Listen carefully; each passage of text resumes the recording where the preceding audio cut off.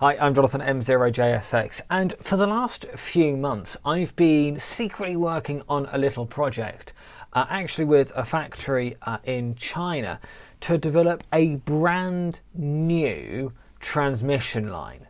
So as we all know, we've basically got two types, not three, but two main types of transmission line. We've got open wire, which it's also sometimes called ladder line. I've got this sort of 300 ohm ladder line here. It's not really ladder line because it's not got the slots in it, but it's a twin feed, you might call it. And generally it comes in either 300 ohm or 450 ohm. This particular one being the spacing is 300 ohm. The slightly wider spacing is 450.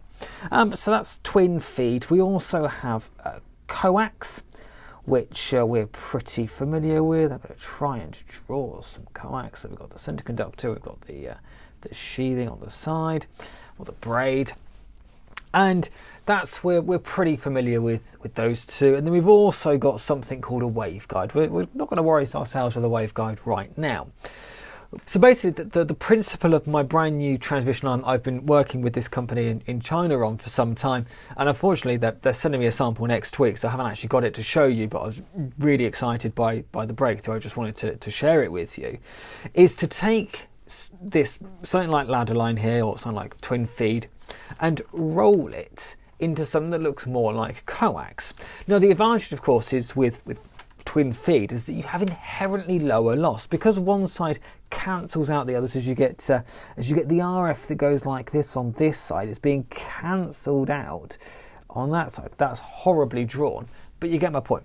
The two cancel out, so basically you don't get much loss down the transmission line, unlike coax, where we know that depending on the coax and depending on the frequency in which you're operating on, you can get quite high losses. Something like RG174, for instance, on UHF is absolutely rubbish.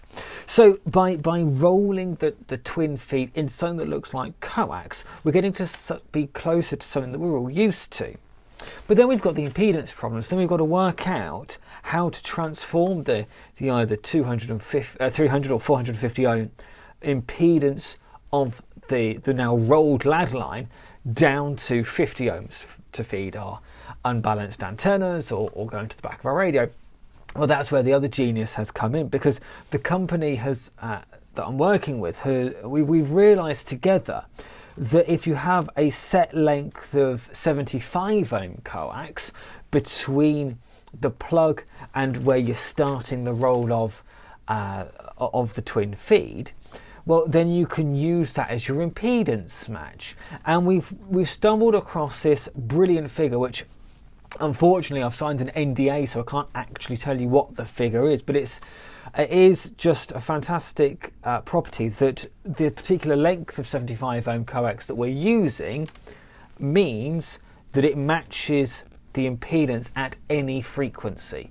So whether you're running on top band, on 40 meters, on 10, all the way up into, well, potentially the gigahertz, although we haven't tested it up above 70 sems, but you're able to use this brand new, we're going to call it WonderFeeder, I think. So you can use WonderFeeder to go between your HF radio and your antenna. Particularly useful if you're got quite a long run between where the radio is and where your antenna is, because this stuff is going to have inherently lower loss. It's also going to be much thinner than sort of comparable coaxes. You know, we might be quite used to using something like RG213 on UHF, or something like Ultraflex 10, which, you know, is about the size of your middle finger, if you'd imagine. This is going to be so much thinner, but have inherently lower losses because it's all based upon twin feed. Anyway, there's going to be more information. I'm going to link to some links down below where you can read some more about WonderFeeder and its amazing properties.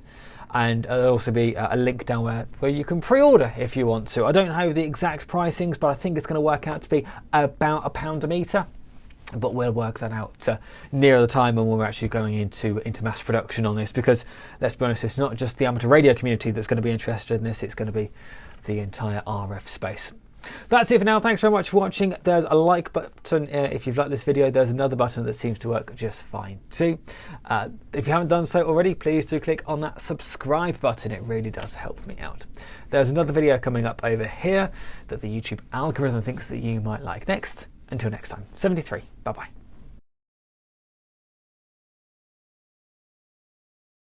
And if you haven't worked out by now, happy April Fool's Day.